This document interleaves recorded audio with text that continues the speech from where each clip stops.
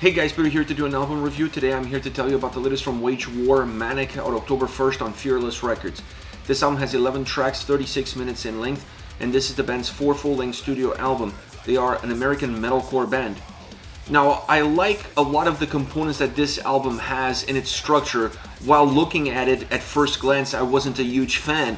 I'm normally not really connected with records that offer a lot of diversity, that offer a lot of chaos, and that don't have one continuous guideline or roadmap for me to travel on so that I can feel like I'm entering this journey with the first track and I'm staying on course throughout the whole experience. Albums that feel a little bit broken or that feel like are giving me a lot of different looks and a lot of different emotions throughout seem to stay a little bit outside of my comfort zone. Now, this record is built a little bit like that, but the fact that it's only 36 minutes in length really makes it feel a little bit more balanced, a little bit more compact, even though it's not. If this record was 10 minutes longer, 15 minutes longer, would have diluted itself in the length of the album, in the overall experience for the listener, wouldn't be as impactful as it currently is because of the length of the record and all the volatility that exists within it. And like I said, while this album not being a record that offers you a single journey, I felt like there is a journey there to be found or to be discovered. It's just that you're getting pictures or glimpses of different moments within that journey. The experience is still the experience of one single person or one single individual as they move forward through life, and you're getting these snapshots of different moments. So those different moments are so unique within themselves that really make the record feel disconnected. But if you look in between the lines and if you're able to see the forest from the trees, they're still all connected with one another. They're not just necessarily a sequence of events, but rather moments in time. That's how this record is built. That's how this record is put together as far as the overall structure is concerned. And that is definitely impacted by the soundscape. I mean, you cannot have an album that has this sort of construction, that has this sort of feel, and say that the soundscape stays outside of it. The two are intertwined. One drives the other. And the sound on this record, I felt like it had to be divided into two different categories: the experience and the execution. Because I really feel like there's not just one single umbrella or one single basket in which you can put the sound in and then evaluate what it has to give. So when you look at the experience of this record as far as the sound goes, it's very diverse from song to song because you're going to get a lot of different elements. So the atmosphere that these songs create, the emotion that these songs put forward, the organic vibe that you're getting out of these tracks is going to be very unique to the songs themselves. Sure, there are some tracks that have similar outputs or similar experiences for the listener because of the backdrop that those songs have, the construction and the soundscape and what drives them. But overall, there's going to be a lot for the listener to digest throughout these 11 tracks. It's a roller coaster ride of an album, emotionally and musically, up and down, and even vocally. There's just so much to give. It's just a record that never stays linear, that never stays flat. There's no pauses, no breaks. There's some slowing down moments. There's some dark moments, part of that experience, a little bit melancholic at times, but you always feel like you're moving somewhere. You're always going towards that light at the end of the tunnel. Then on the other side, you have the execution within the sound. This is a very rich sounding record, very well defined in terms of what you're going to get out of it. You can feel all the different layers, you can hear all the different layers, you can hear all the different elements.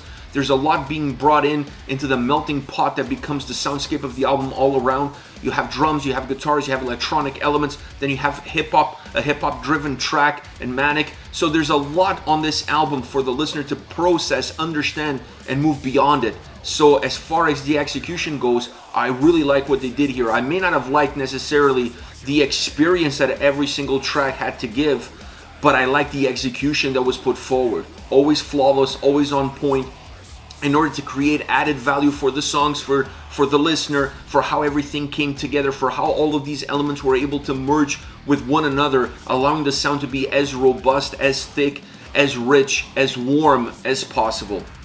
Within that sound, to me, there were a few elements that I felt had an important role one way or another in terms of how you'd start to define these tracks in terms of experience and execution. And that is definitely the guitars and drums. I mean, we can talk about the electronic elements, but I felt like they were there as part of the atmosphere, as perhaps more of a layer within the soundscape itself. And they were mixed in between of what was happening with the drums and what was happening with the guitars. So I felt like drums and guitars are more of the pillars that create the foundations for everything that's happening as far as sound goes.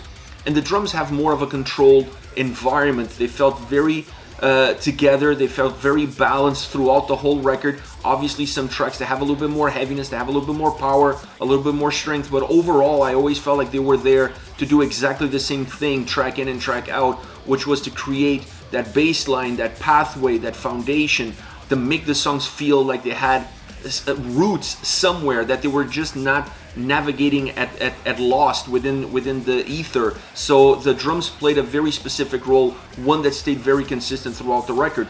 The guitar is a little bit more diverse, a little bit more dynamic.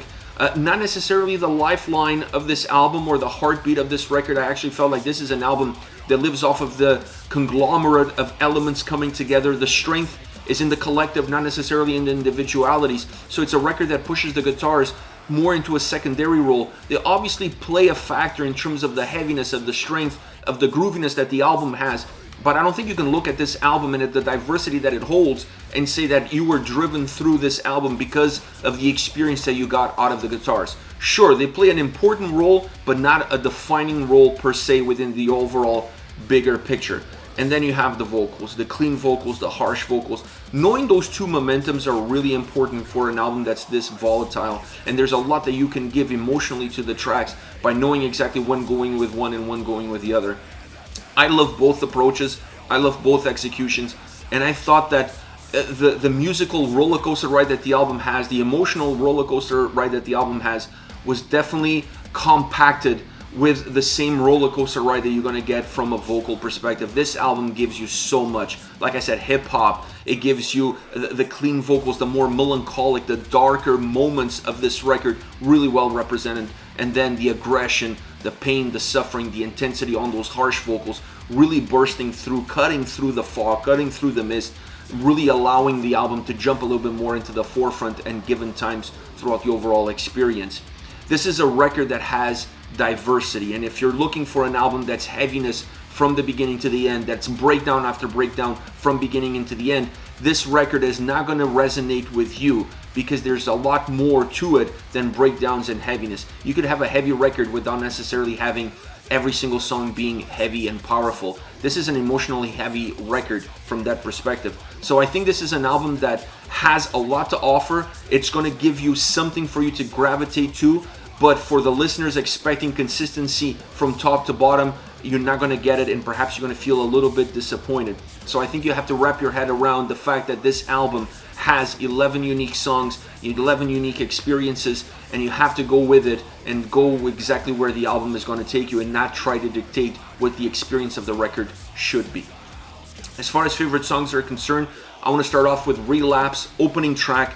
It comes in with a lot of heaviness, a lot of power, specifically in the verses, more melodic in the chorus. I really like that dynamic because it makes the song musically and vocally become ebbs and flows, become a roller coaster ride with peaks and valleys all the way throughout. It has a lot of energy from that perspective, but at the same time it feels very simple. It's easy to digest, perhaps one of the easier songs for you as a listener to process, understand, and know exactly what the track is all about. Even in the darker moments, there's still heaviness there, so it's melancholic heaviness present throughout the track. It gives the energy to the song, it gives a lot of boost and perfect way to get things underway as far as a record is concerned. Then I have to go with Death Roll, one of the heaviest songs, if not the heaviest track on this record, and it's really a death roll. It just pummels you. It just destroys the listener. It's just a heavy track. The guitars are killer. I love the drums as well. They pack a lot of power, mixing in with the guitars, making the sound very chunky, very powerful, very driven, and then you still have some grooviness coming out of the guitars as well. So a lot of diversity from that perspective, but never losing track of how heavy this song needs to be. The vocals are the final nail in the coffin, making this track an absolute banger. You get those harsh vocals on top of a song that's already heavy, that has already a lot of aggression and a lot of intensity, and you have a track that just doesn't have any breaks. It just feels heavy at every single moment in time within the song itself. Perhaps the only moment of light or brightness or pause or slowing down is the guitar solo. What an incredible guitar solo. Came kind of out of left field. I was not expecting a solo on a track that had this sort of momentum, this sort of heaviness. I was expecting it to go even heavier with a super heavy breakdown. They introduced the solo, and that was a little bit of fresh air for a song that felt so claustrophobic in terms of the heaviness that it creates. So because you open up the windows and you let that solo breathe, it made the song feel even more powerful within the overall construction and execution. Last but not least, If Tomorrow Never Comes, the last song on the record. I really enjoyed this track because what Relapse does for the opening of the record, which gives you an idea of the ups and downs that this album is going to have as far as the construction of that song and soundscape is concerned. This track gives you as far as perhaps a little bit of a conclusion or a Cole's notes of everything that you got throughout the record up until this point.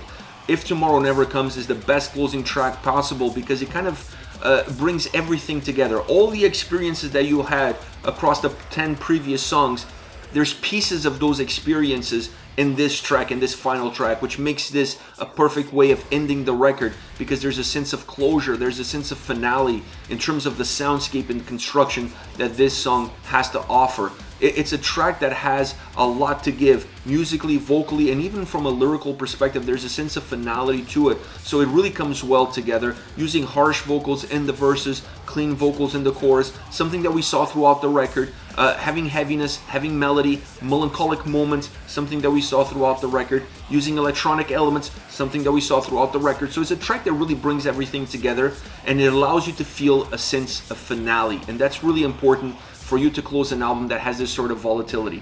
This is it. Wage War with Manic, out October 1st on Fearless Records. Let me know your thoughts on the band, on the singles. Use the comment section below. I'll be reading those and getting back to you. Take care, guys.